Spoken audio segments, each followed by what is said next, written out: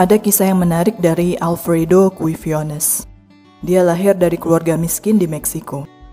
Pada usia 15 tahun, dia ikut pamannya ke California untuk bekerja di sebuah pertanian. Dia melihat kesempatan di California dan berusaha melewati perbatasan negara secara ilegal untuk bekerja dan belajar di sana. Dia tidak bisa berbahasa Inggris, sehingga dia harus belajar lebih keras. Dia sangat rajin dan dengan rutin mengikuti kelas malam, karena siang hari harus bekerja. Tidak butuh waktu lama, dia lulus dengan baik di sekolah dan memberanikan diri melanjutkan studi di Harvard Medical School. Saat ini, Dr. Key, panggilan terkenalnya, adalah salah satu dokter bedah otak terkemuka di dunia. Setiap tahunnya dia melakukan ratusan pembedahan di Johns Hopkins, rumah sakit paling terkenal di Amerika. Budaya kita selalu menjajali kepala kita dengan gagasan bahwa berteguh, bertahan melakukan sesuatu, bekerja keras dan tidak pernah menyerah adalah rahasia sukses. Seringkali ini benar. Jutawan Amerika dengan IPK 2,9 di bab 1 juga adalah orang-orang yang berteguh. Namun, keteguhan seperti apa dan mengapa ada orang yang sanggup bekerja hingga 10.000 jam, sementara kita mungkin tidak bisa tahan dengan diet lebih dari 4 hari? Benarkah mereka tidak pernah menyerah? Howard Gardner mengatakan, orang-orang itu sangat ambisius dan sebenarnya mereka tidak selalu sukses dalam hal apapun. Tetapi ketika mereka gagal, mereka tidak membuang banyak waktu untuk sedih, berduka, menyalahkan, atau yang paling ekstrim, menyerah. Mereka malah menganggap kegagalan adalah pengalaman berharga dan pembelajaran. Mereka selalu bangkit dari kegagalan untuk berusaha lagi di masa depan. Ada juga penelitian dari Angela Duckworth di University of Pennsylvania menunjukkan bahwa anak-anak yang memiliki keteguhan adalah anak-anak yang lebih bahagia. Jasmaninya lebih bugar dan lebih populer dari teman-temannya. Keteguhan terdengar seperti sikap yang luar biasa dalam kesuksesan. Lalu mengapa kita tidak melakukannya? Tahun 1944 di Auschwitz, Victor adalah salah satu tahanan di penjara terburuk di dunia. 1.500 orang berada dalam gedung yang idealnya hanya berkapasitas 200 orang. Dari luar jendela tampak kawat berduri dan dialiri listrik bertegangan tinggi, dengan menara penjaga yang mengawasi 24 jam. Setiap tahanan hanya diberikan 2 potong roti seminggu dan diharapkan bisa bertahan dengan itu. Jadi tidak mengejutkan kalau sesekali ada potongan daging manusia ditemukan dalam panci masak. Keputusasaan menjadikan mereka kanibalisme. Tingkat bunuh diri sangat tinggi. Hampir setiap hari ada yang beralih ke kawat listrik untuk mengakhiri hidupnya. Di tempat terburuk ini, sebagian besar orang banyak yang mati. Meski begitu, masih ada sebagian dari mereka yang selamat dan Victor adalah salah satunya. Mereka yang berhasil bertahan hidup dalam tempat mengerikan tersebut adalah mereka yang memiliki rasa tanggung jawab kepada orang lain yang menunggunya dengan penuh kasih, atau terhadap pekerjaan yang belum selesai. Victor selalu memikirkan istrinya, meskipun dia tidak tahu apakah istrinya masih hidup atau tidak. Mereka yang melihat bahwa hidupnya ada untuk sesuatu yang lebih besar daripada dirinya sendiri, tidak akan beralih ke kawat berduri dan melenyapkan dirinya sendiri. Bagaimana caranya kita bisa melihat bahwa ada sesuatu yang lebih besar daripada hidup kita untuk diperjuangkan? Ada cara yang sangat sederhana untuk mendapatkan jawabannya. Pikirkan tentang kematian Anda.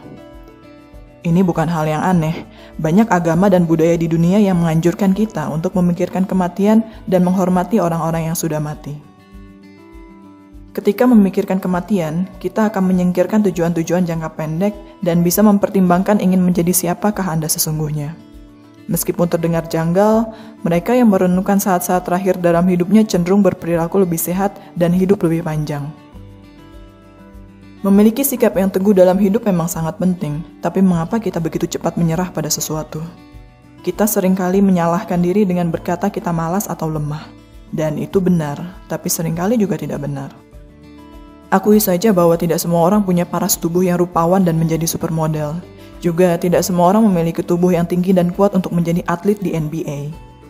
Banyak hal yang kita hasratkan tidak bisa dicapai dan itulah saatnya kita perlu menyerah. Penelitian menunjukkan bahwa ketika kita berhenti untuk mengerjakan tujuan yang tidak bisa kita capai, maka kita akan hidup lebih bahagia, tidak terlalu stres dan lebih jarang sakit. Lalu siapa yang hidupnya paling sukses?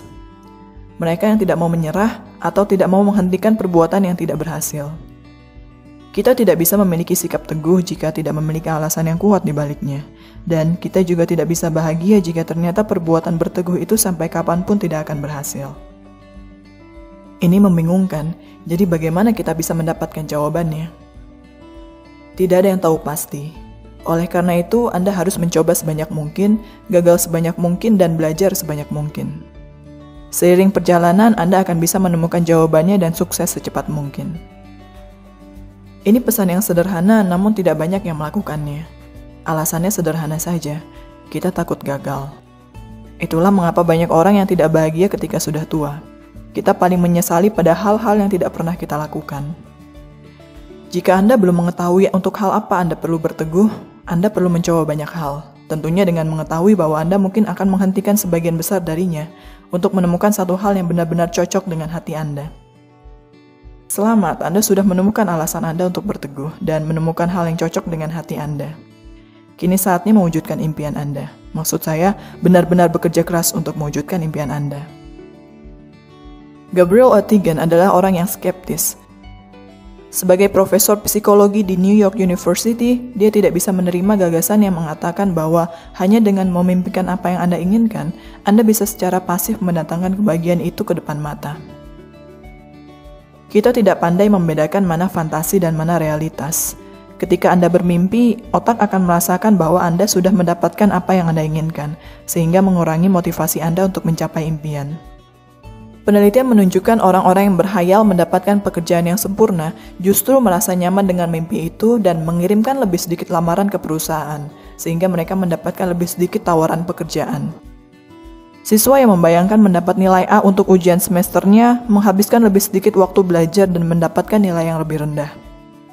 Memiliki mimpi dan visioner itu baik, tapi hanya bermimpi secara pasif justru bisa melukai peluang Anda untuk mendapatkan apa yang Anda inginkan. Setelah bermimpi, langkah selanjutnya adalah bekerja keras untuk mewujudkannya. Mempertimbangkan hal apa saja yang menghalangi khayalan Anda dan langkah apa yang akan Anda lakukan untuk mengatasinya. Ada sistem sederhana yang disebut WOOP atau WOOP, yaitu Wish, Outcome, Obstacle, dan Plan. Ini bisa diterapkan pada hampir semua tujuan, mulai dari karir, relasi, olahraga, hingga perang. Militer sering meluangkan waktu untuk membahas berbagai kemungkinan yang terjadi dalam perang. Setiap kemungkinan telah disusun dengan sangat rinci dan sudah dikaitkan dengan respon yang sesuai. Skenario-nya misalnya seperti ini. Kita akan terbang dan mendarat di Vietnam dengan helikopter. Jika helikopter jatuh, maka kita melakukan X. Jika terjun di tempat yang salah, maka kita melakukan Y. Jika jumlah kita lebih sedikit, kita melakukan Z. Metode WOOP bisa memberitahu apa yang perlu diperjuangkan dengan teguh dan membantu Anda mendapat dorongan untuk terus berjalan maju. WOOP juga bisa memberitahu apa yang harus dihentikan dan membantu Anda beralih dengan lebih baik. Kita tidak ingin mengakuinya, tapi seringkali kita tidak benar-benar mengetahui apa yang kita inginkan. Penelitian menunjukkan bahwa hanya 6% orang yang bekerja di profesi yang mereka cita-citakan di masa kanak-kanak. Sepertiga orang pada akhirnya mengambil profesi yang tidak ada hubungannya dengan jurusan yang mereka ambil saat mereka kuliah. Jadi, kapan Anda siap mencoba hal-hal baru atau mungkin membangkitkan kembali mimpi lama Anda? Terima kasih sudah menyaksikan Kata Dila, sampai jumpa di episode yang selanjutnya. Salam.